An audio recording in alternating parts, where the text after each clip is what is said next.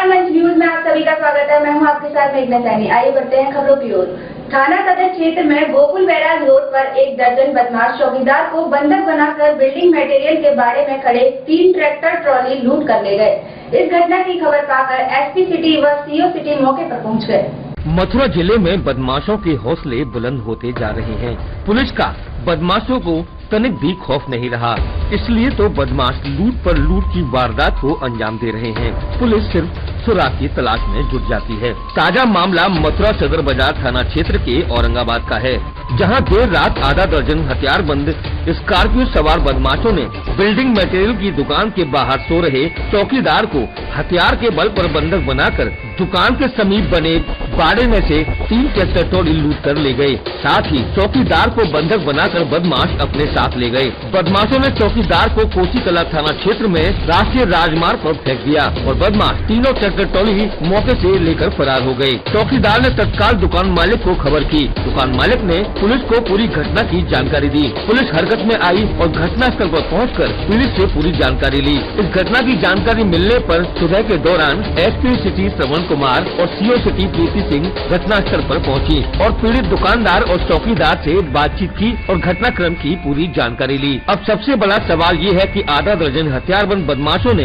दुकानदार के चौकीदार को बंधक बनाया और वहाँ पर खड़े 3 ट्रैक्टर ट्रॉली अपने साथ ले गए। साथ ही चौकीदार को भी अपने साथ ले जाकर NH2 पर छोड़ दिया। लेकिन पुलिस को रातों रात पूरी घटना की कोई खबर नहीं लगी, जबकि घटना स्थल रोड से सटा हुआ है। इस घटना के संदर्भ में एसपी सिटी श्रवण कुमार ने जानकारी दी।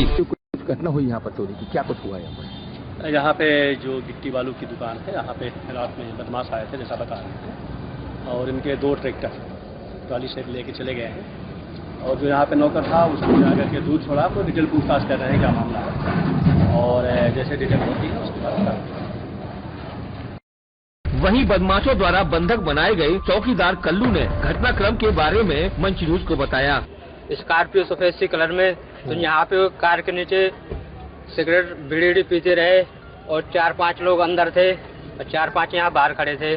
तो जैसे मैं बाथरूम करने के लिए निकला तो मुझे दौड़ से मैं जब अंदर जाने के लिए किया तो तुरंत वहाँ पे अंदर जो वहाँ ठेले के पास में छिपे थे पकड़ लिया। पकड़ के मुझे अंदर वहीं पे ले गए, लोवर से उतार लिए और मेरी तलाशी लेते रहे, रुपये पैसे लिए, मेरे आँख बांध लिए, मुँह बंद कर दिए, मुँह मोड़े में लगते घुसा दिए, पैर बांध लिए और बांध के उसी गाड़ी बीच की सीट में रख लिए। और रखने के बाद सब बंद करने के बाद अब मेरे ऊपर बैठ गए और बोले हल्ला हल्ला करेंगे तो जान से मार देंगे बिल्कुल और फेंक देंगे यहाँ पे। कितने लोग थे? 8-10 लोग थे पूरे। 8-10 हथियार थे उनके हाथ में? हथियार नहीं देख पाए मैं बिल्कुल। क्या कुछ ले गए यहाँ से? यहाँ से ट्रैक्टर लेकर के ले गए। कितने? 3 ट्रैक्टर। कितने बजे की बात रही होगी? 1:30-2 बजे रात की बात है। फिर तुम मुक्त कब हुए? फिर यहाँ से पकड़ के वहाँ ले गए, बांध के अपनी गाड़ी में गए। फिर कहाँ छोड़ा तुमको? कोसी से कैसे आए? कोसी से वहाँ जंगल एरिया में कहीं छाड़ दिया, तो वहाँ से मेरे हाथ वहाँ सब बांध दिया। फिर मैं धीरे धीरे करके अपने मोड़े से काट दिया, जो मेरे हाथ बांध रखे, आग बांध रखी, पैर काट के फिर वहाँ से मुझे पूरे कपड़े उतार लिए, खाली शर्ट भर पैर रखी और कच्चा। तो वहाँ से फिर मैं चलाया रोड, मुझे वाहन से दिखे कि यहाँ हाईवे रोड है, तो मैं वहाँ कपते हुए ठंड में चलाया आया। फिर एक ट्रक वाले भैया दिखे तो वहाँ पे वो गाड़ी के एक नीचे देखे एक ऊपर, तो मैं उनको आवाज़ दी, मैंने कहा भैया ऐसे मेरे पास दुर्घटना हो गई है, कोई समस्या हो गई है और मेरे मालिक के पास फ़ोन कर दो। उन्होंने फ़ोन किया, फिर बताया कि भैया ऐसे जो लड़का कपड़ा बहुत दूर से ऐसी दुर्घटना हो गई, बता रहे हैं आपके वहाँ से दुकान में से ट्रैक्टर निकाले गए हैं। अच्छा। फिर वो भैया अपने पास रख लिया। फिर उनके पास गाड़ी में बैठा रहा, मुझे अपने जो गाड़ी में कमर वगैरह रहते हैं कमर उड़ा दिया, बढ़िया तरह बैठा रहा। फिर मैं उनसे बोला कि भैया 4-5 बजे अब दिन निकला है, फिर के फ़ोन लगा दूँ मालिक साहब मेरे आ जाएँ। फिर वहाँ पे मालिक आने के पहले से पुलिस भी आ गई। पुलिस आ गई तो फिर वहाँ पे थाने लगे। फिर थाने में बैठा था, वहाँ पे मालिक भी आ गए, 1-2 भैया जो जिनके ट्रैक्टर गए वो भी भैया आ गए। क्या नाम है तुम्हारा? कल्लू नाम है। कहाँ रहते हो? यहाँ पे रहते हैं, इसी दुकान करते हो? हाँ जी, ये दुकान में काम करते हैं। इस घटनाक्रम के बारे में बाड़े के मालिक ने भी जानकारी दी। क्या नाम भी आपका? मेरा नाम तीर्थराज चौधरी है। चौधरी जी, यहाँ लूट की घटना हुई है, ट्रैक्टर लूट की घटना जो हुई है, क्या मामला है ये पूरा? मामला साहब, हमारी इधर बिल्डिंग मटेरियल की दुकान है बैराज की पल्ली पर तरफ। अच्छा। तो हम वहाँ से शाम को ट्रैक्टर ला के यहाँ पे खड़ा कर देते हैं या फिर अपने घर पे खड़ा कर लेते हैं। कल शाम को भरा हुआ ट्रैक्टर यहाँ खड़ा कर दिया था। ये हमारे मित्र हैं, इनका भाड़ा है, यहाँ पे इनकी भी दुकान है। तो यहाँ से रात में डकैती हो गई। 3 ट्रैक्टर, एक हमारे जो सीमेंट सप्लायर करते हैं सप्लाई, उनका ट्रैक्टर था नया, और एक हमारा ट्रैक्टर ट्रॉली था, और एक इनका था जिनका बाड़ा है। और वो तीनों ट्रैक्टर यहाँ से लड़के को बांध ले गए, गाड़ी में डाल ले गए और ट्रैक्टरों को ले गए। हमारे ट्रैक्टर की गिट्टी भरी हुई थी, उसमें वो बैराज के पल्ली पार खाली करके चले गए। अच्छा, बाड़ा किसका है ये? बाड़ा ये हृदय भाई साहब ने किराए पे ले रखा है। और किन किन लोगों के ट्रैक्टर थे? ये मेरा एक ट्रैक्टर था आयसर, और एक उमेश चौधरी साहब का था, और तीसरा ट्रैक्टर था इनका हृदय जी का। ये लगभग कितने बजे की घटना रही और किस तरह आपको सूचना मिली? जैसे लड़के ने बताया है कि ये घटना लगभग 2 बजे से 1:30 बजे से 2 बजे के लगभग की है। मुझे सूचना मिली कि यहाँ से एक जिनका ट्रैक्टर था उनके पास फोन गया हृदय भाई साहब का, उन्होंने आके मेरे को जगाया घर पे सुबह 4 बजे का, करीब 5 बजे उनको पता चला था। ने भी जानकारी दी। पुलिस इस मामले को चोरी का बता रही थी, जबकि अशोक प्रधान का कहना था कि मामला चोरी का नहीं बल्कि डकैती का था। पुलिस चोरी बता रही है ऐसे? अब पुलिस चोरी बताए या कुछ, लेकिन बड़ी घटना है। और बड़ी घटना के अलावा एक चीज बता, 15 से 20 लाख के ट्रैक्टर ट्रॉलियां यहाँ से गई हैं। और मैं अंदर कॉलोनी में ही मेरा मकान है, कल मेरे यहाँ फंक्शन था, तो मतलब जो है कि उसके बाद अब सुबह हम तो पता चली भाई साहब बताया कि बाहर निकले कैसे ये घटना हो गई। तो घटना बहुत बड़ी घटना है, कोई मामूली घटना नहीं है। 15 से 20 लाख की डकैती है। जो लोग स्कॉर्पियो में बैठ के आए, जो लड़का बता रहा है, उसको इस तरीके से बताया जा रहा है कि 15 लोग थे उसमें, तो वो चोरी थोड़ी हो सकती है। वो तो भाई डाका है, डकैती डली है एकदम। मौके पे एसपी सिटी आए हैं, क्या आश्वासन दिया उन्होंने? मेरे सामने नहीं आए थे, मैं घर पे था, मैं तो अभी दोबारा वापस आया हूँ। थाना हाईवे क्षेत्र में गोवर्धन रोड पर एक मंझले युवक ने स्कूल जाती छात्रा द्वारा विरोध करने पर गोली मार दी। सरेराह हुई इस घटना से इलाके में हड़कंप मच गया। घायल छात्रा को गंभीर अवस्था में अस्पताल ले जाया गया।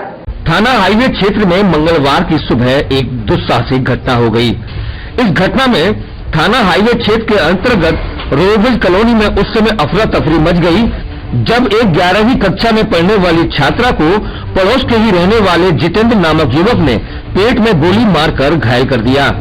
घायल अवस्था में छात्रा को निजी अस्पताल में भर्ती कराया गया, जहां उसकी हालत गंभीर देखते हुए दूसरे अस्पताल में रेफर कर दिया गया। हम आपको बता दें कि थाना हाईवे क्षेत्र के मायापुरम निवासी अंजू 11वीं की छात्रा है, जो अपने विद्यालय गोविंद सरस्वती विद्या मंदिर जा रही थी। तभी रास्ते में 2 युवकों ने उसे रोका। उन दोनों युवकों में से एक पड़ोस का रहने वाला जितेंद्र था। छात्रा से जिसकी कुछ कहासुनी हो गई, जिसके बाद उसने छात्रा को गोली मार दी। गंभीर छात्रा को स्थानीय लोगों ने तत्काल निजी अस्पताल में भर्ती कराया, जहां उसकी दशा गंभीर देखते हुए रेफर कर दिया गया। पुलिस इस मामले में पीड़ित परिवार के आरोप के अनुसार पड़ोसी जितेंद्र की तलाश में जुट गई है। इस घटना की जानकारी मिलने पर सीओ सदर भी मौके पर पहुंच गए और इस घटनाक्रम के बारे में बताया। जो कक्षा 11 में पढ़ती है, हमने स्कूल जा रही थी, पैदल जा रही थी। जो है पीछे से बाइक सवार 2 लड़के आए, जिन्होंने उनसे बातचीत करने का प्रयास किया। अब बातचीत न करने पर लड़कों ने उसे पेट में गोली मार दी है। लड़की को जो है सिटी हॉस्पिटल में एडमिट कराया गया, जहाँ से उसको नैतिक हॉस्पिटल में रेफर कर दिया गया। क्या अभी किसी आरोपी की गिरफ्तारी हो पाई है? परिजनों के आरोपी की पहचान हो पाई है? हाँ, लड़की द्वारा जो है जितेंद्र नाम लड़का बताया जा रहा है, जो उसके मोहल्ले का रहने वाला है। हम मुकदमा पंजीकृत करके गिरफ्तारी का प्रयास करेंगे। ठीक। इस घटना के प्रत्यक्षदर्शियों ने जानकारी दी। जो यहाँ पर घटना हुई है, लड़की में गोली मारी है युवती में, उसकी विस्तृत जानकारी नहीं। जानकारी ये है कि लड़की लगभग 9 बजे के 2-4 मिनट आगे पीछे स्कूल के लिए जा रही थी, और डेली उसके जाने का रास्ता यही है जब भी स्कूल टाइम होता है। किस स्कूल में पढ़ती थी वो गोविंद सरस्वती विद्यालय है, उसकी छात्रा थी, और पड़ोस के रहने वाली थी वो मायापुरम की। इधर से शॉर्टकट चली आती है। रोजाना उसके साथ उसकी माताजी आती थी, जो हमारी महिलाएं रोजाना देखती थी इन्हें। लेकिन आज दुर्भाग्य कहें या संयोग इस तरह का बना कि उनकी माताजी नहीं आई थी। युवती की उम्र कितनी होगी? लगभग 16 साल के करीब, 11वीं की छात्रा है। तो लड़की को जैसे यहाँ देखा तो हम थोड़े से ज्यादा 10-15 मीटर अलग दूर थे, तो उसने कुछ वार्ता उससे की है। वो हमने नहीं सुना उनसे क्या वार्ता उनकी हुई है। उस वार्ता के दौरान ही उन्होंने ऐसा क्या कह दिया पता नहीं, उसने तुरंत तमाचा निकाला और उसमें शूट कर दिया। लड़की में गोली मारी। लड़के की उम्र कितनी हुई है? लड़के की उम्र भी 18-17 के आसपास ही होगी, लगभग ज्यादा उम्र का लड़का नहीं है। अच्छा। देखने से ऐसा लग रहा था 18 साल से ज्यादा का नहीं है। युवती को अब कहाँ ले गए? इस समय सिटी हॉस्पिटल में उसका ऑपरेशन चल रहा है। हम लोग यहाँ से पहले आपको सूचना दिए वगैरह, हमने पुलिस को सूचना दी 100 नंबर पर। उसके बाद हमने समझा कि इसकी पहले तत्काल इसे इलाज की ज़रूरत है।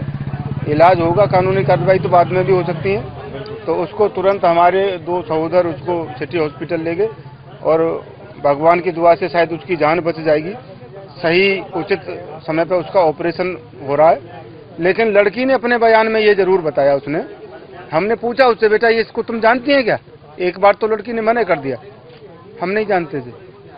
जब और हमारे साथ और औरतें थी, हमने उनसे पूछवाया, बेटा इनसे पूछो, ये जानती होंगी, ऐसे कैसे कोई गोली मार देगा? तो उन्होंने ये बताया भी कि हाँ मैं जानती हूँ, ये मेरे पड़ोस का ही रहने वाला है। और उसका नाम जितेंद्र उर्फ जीतू बताया उसने। अब उससे पहले क्या रिलेशन है, क्या वजह है, ये जांच का विषय है। लेकिन हम इसके संबंध में नहीं कह सकते। हमने तुरंत तत्काली लड़की को ऑपरेशन के लिए, इलाज के लिए भिजवा दिया। लेकिन पूछताछ में लड़की ने केवल इतना बताया कि मैं इसे जानती हूँ और उसका नाम मेरे पड़ोस का ही है, उसका नाम जीतू है, जीतू उर्फ जितेंद्र। थाना राया क्षेत्र के ग्राम आयराखेड़ा में बाइक टकराने को लेकर 2 पक्षों के विवाद में एक युवक को गोली मार दी। घायल युवक को चिंताजनक दशा में अस्पताल रेफर किया गया है। थाना राया क्षेत्र के गांव आयराखेड़ा में मामूली बात को लेकर विवाद हो गया, जिसमें 2 पक्षों के बीच हुए विवाद में गोली लगने से एक युवक घायल हो गया। मौके पर कई थानों का फोर्स भी पहुंच गया और घायल युवक को उपचार के लिए अस्पताल भेजा गया, जहां उसकी हालत गंभीर बनी हुई है। हम आपको बता दें कि थाना राया क्षेत्र के गांव आयराखेड़ा में मामूली बात ने बड़ा रूप ले लिया। गांव के ही विवेक अपनी मां को दवा दिलवाकर घर मोटरसाइकिल से जा रहा था। इसी बीच गांव की पैठ परिसर में खेल रहे बच्चों से महिला के पैर लग जाने पर कहासुनी हो गई और कहासुनी के बीच विवाद बढ़ता चला गया और दोनों पक्षों में जमकर मारपीट होने लगी। इस विवाद में विवेक पक्ष द्वारा गोली चला दी गई, जो गांव के ही देवेंद्र को जाकर लगी, जिसे घायल अवस्था में उपचार के लिए अस्पताल भेजा गया है। इस संदर्भ में थाना प्रभारी राया रमेश चंद्र शर्मा ने बताया, गांव के ही लोगों में झगड़ा हो गया था, जिसमें एक युवक घायल हो गया है, जिसे इलाज के लिए भेज दिया गया है। विकास पुत्र अशोक पाठक की लड़का एक महिला को लेकर के आ रहा था। रास्ते में ही बघेल परिवार का एक बच्चा वहाँ खेल रहा था, उस महिला का उससे पैर टच हो गई। इसी बात को लेकर कहा भी पूरे टक्कर क्यों मारती है, इस बात को झगड़ा हुआ और झगड़ा होने पर इनका उस समय तो झगड़ा शांत हो गया। पलट करके रिपीट फिर वो निको अपने घर गया, उसके साथ उसके परिवारजन अशोक एंड और भी 2-3 लोग आए और आते ही फिर दोबारा से अपने इनकी झगड़ा हुई और उसको उठाने गया, तमंचे से उसके गोली मार दी। गोली से जहाँ लगी है उसके इलाज के लिए भेज दिया गया है। कितने लोग घायल हैं इसमें? एक घायल है, एक घायल है और बाकी जो घायल पता गया था मूल्यों की तलाश करते हुए कार्रवाई की जा रही है। क्या कोई तनाव की स्थिति है गाँव में? नहीं, तनाव स्थिति नहीं है, स्थिति सामान्य है, इसमें तनाव नहीं है। वहीं दोनों पक्षों के लोगों ने अपना अपना पक्ष सभी के सामने रखा। काम में किस बात पे लेके हुआ है? ये बच्चा जो है मोटरसाइकिल से कुमा से आ रहा था, विकास जो है, और ये बच्चे जो है सड़क पर खेल रहे, तो जो है इसने ये कहा कि भाई सड़क पर मत खेलाओ इन बच्चों को, किसी के लग जाएगी। तो इसी बात पर इन्होंने जो है उसको गाली गुप्ता शुरू कर दी और उससे झगड़ा किया। हम लोग यहाँ से गए तो हम देखिए, हमने जो है भाई इस तरीके से तुम्हें सड़क पर बच्चों को खिलाना ही नहीं चाहिए। तो इन्होंने जो है वहाँ बात को इसको लेकर तुमाल बना दिया, गाली गुप्ता दी, इनको मारपीट शुरू कर दी और इन्हों से झगड़ा हो गया। ये लोग जो है तमंचा निकाल लाए और तमंचा की फायर की इन्होंने, और न जाने जो है इनमें से किसी की गोली जो है इसको मोरू के लड़के को लग गई और दूसरे बच्चों को लग गई। हमारे तो बच्चे जो है दुकान पे थे सब। आपके पक्ष से भी कुछ लोग घायल हुए हैं क्या? हमारे पक्ष से मैं खुद घायल हूँ, मेरे ईंट लगी है। कितने लोग घायल हैं? मेरा बिट्टू जो लड़का नाती है मेरा। टोटल कितने लोग घायल हुए हैं? 5-4। ठीक है। नाम है तुम्हारा? प्रेमपाल। प्रेमपाल, कैसे घायल हुई तुम? घायल हो गए थे, विवेक है ना, विवेक आया था खेत भरती मोटरसाइकिल लेके आया था। वो खोखा धरा था हमारा, खोखा के जोर बालक है दो, तो आप में ठोक गया उल्टा और गाली दे गया, जनानी पे छेड़फाड़ कर गया और फोन कराया था उसने अपने पापा जी से। भाई पापा आ गए, भैया आ गए, पहले तो वो लड़ गए और पापा पीछे से आए थे। ये लगी कैसे तुम्हारे पे गोली? गोली मार गए थे। एक तो हमारे देवेंद्र चाचा घायल हो गए और ये मेरे लगी थी। अच्छा, कितने लोग घायल हुए हैं? 2 जने।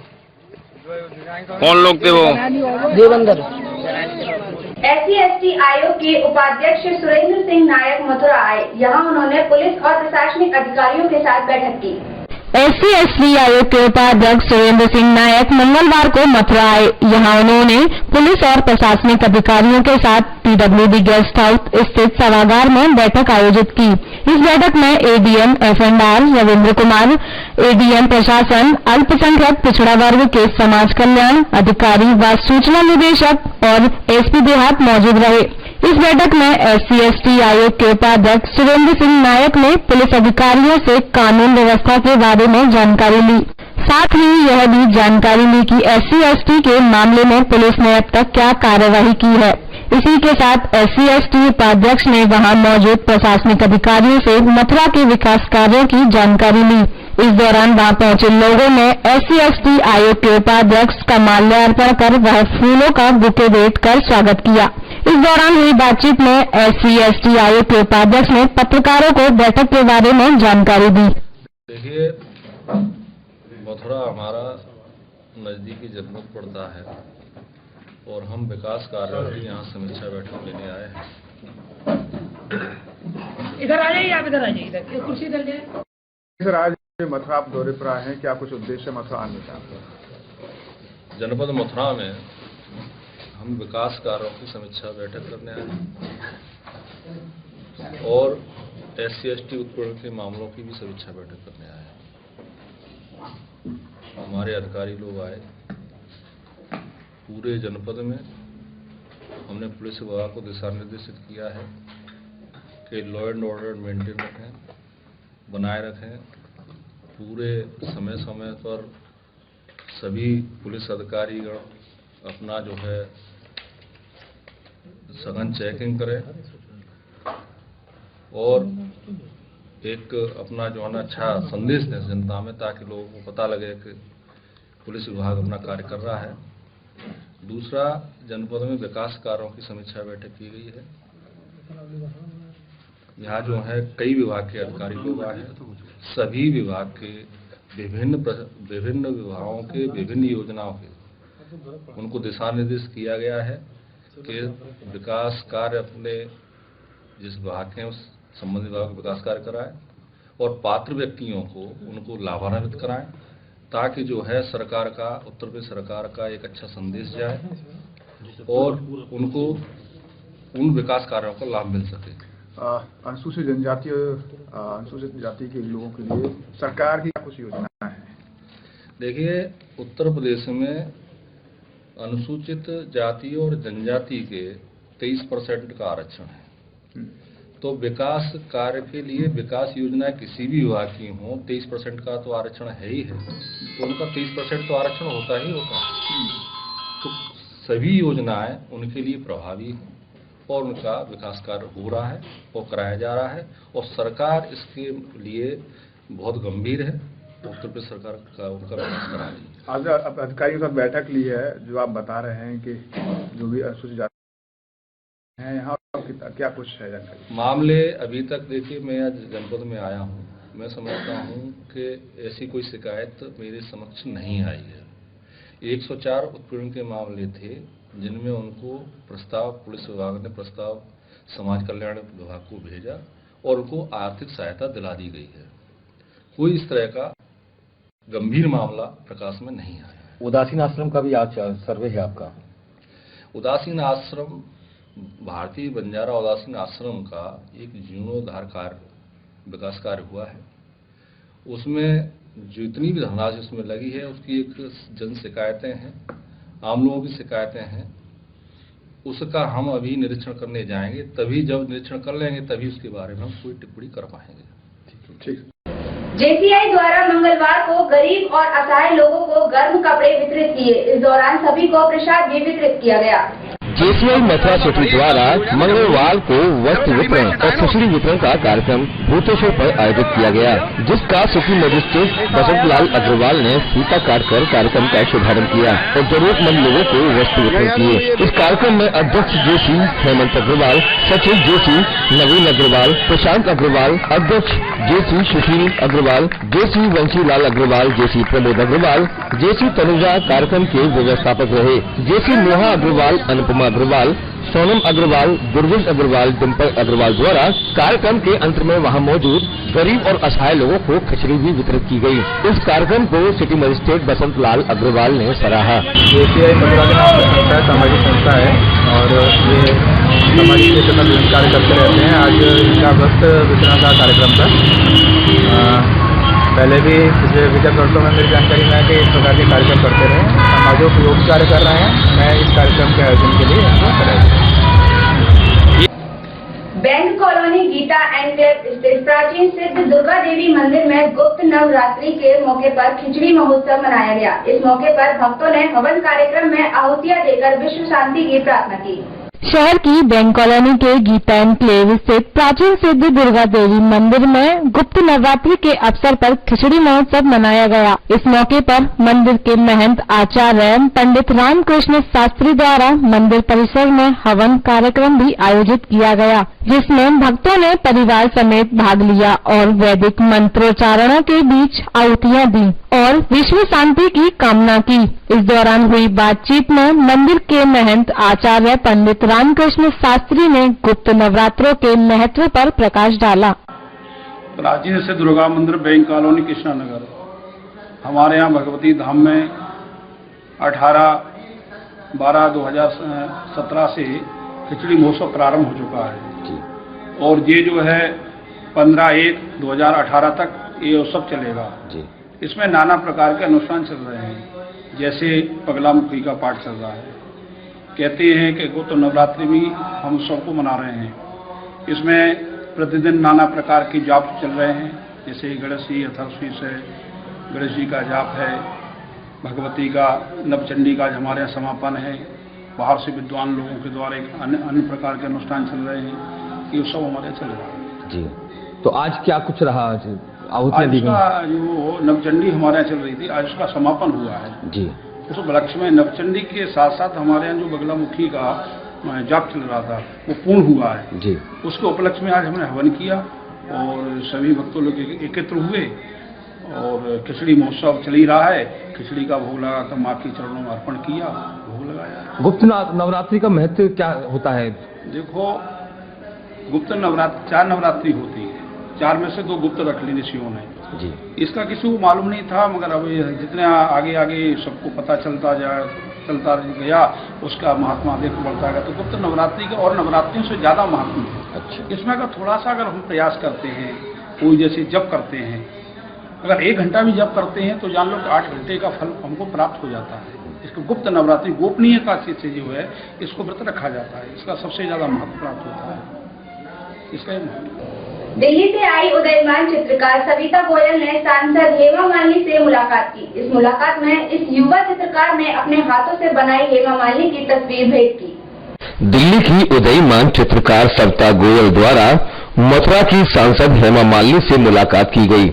इस मुलाकात में गोवर्धन के मशहूर किंग आर्टिस्ट महेश सिंह भी उनके साथ रहे। यहाँ युवा चित्रकार सविता गोयल ने हेमा मालिनी को अपने हाथों से बनाई गई हेमा मालिनी की पेंटिंग भेंट की। युवा सविता की पेंटिंग देखकर हेमा मालिनी ने भी प्रसन्नता जाहिर की और उनका उत्साहवर्धन किया। उधर युवा चित्रकार हेमा मालिनी से मिलकर अत्यधिक प्रसन्न थी, क्योंकि अब तक उसने हेमा मालिनी को सिर्फ फिल्मी पर्दे पर ही देखा था। ये बात उसने मंच न्यूज से साझा की। दिल्ली से आए हैं आप पेंट? जी, आप दिल्ली से आई हूँ। आज हेमा मालिनी से मिली, आपने उनको उनकी पेंटिंग दी, क्या कुछ मिलकर कैसा लगा आपको? मुझे मिलके बहुत ज़्यादा अच्छा लगा। मेरा एक सपना था, बहुत बड़ा सपना था उनसे मिलना। और इससे पहले मैं धर्मेंद्र जी से मिली थी, तो मुझे तब भी ऐसा लगा था कि मैं इसके बाद हेमा मालिनी जी से मिलूं। तो जैसा पोर्ट्रेट मैंने धर्मेंद्र जी को दिया था, वैसा ही मैंने हेमा मालिनी जी का भी बनाया, उनको गिफ्ट किया, उनको भी अच्छा लगा। क्या कुछ कहा आपकी पेंटिंग पर उन्होंने? आपका उत्साहवर्धन किया? हाँ जी, बहुत ज़्यादा। बहुत अच्छा लगा उन्हें देखकर कि कोई एक छोटा कलाकार उनके लिए एक पेंटिंग बनाकर लेके आए हैं। बंगाली घाट स्थित स्वामी नारायण में आए गुजराती समाज द्वारा चुनरी मनोरथ कार्यक्रम आयोजित किया गया। इस दौरान समाज की महिलाएं भजनों पर जमकर झूमी। बंगाली घाट स्थित स्वामीनारायण मंदिर में गुजरात से आए समाज के भक्तों द्वारा चुनरी मनोरथ कार्यक्रम आयोजित किया गया। इस कार्यक्रम से पूर्व गुजरात समाज की महिलाओं ने स्वामीनारायण मंदिर में पूजा अर्चना की। उसके बाद चुनरी मनोरथ के लिए रवाना हुए। यमुना के लिए रवाना होने से पहले गुजरात समाज की महिलाओं और पुरुषों ने बैंड बाजे द्वारा गाए गए भजनों पर जमकर नृत्य किया, जिससे स्वामीनारायण परिसर में ऐसा लग रहा था कि मानो पूरा गुजरात वहां ही उतर आया हो।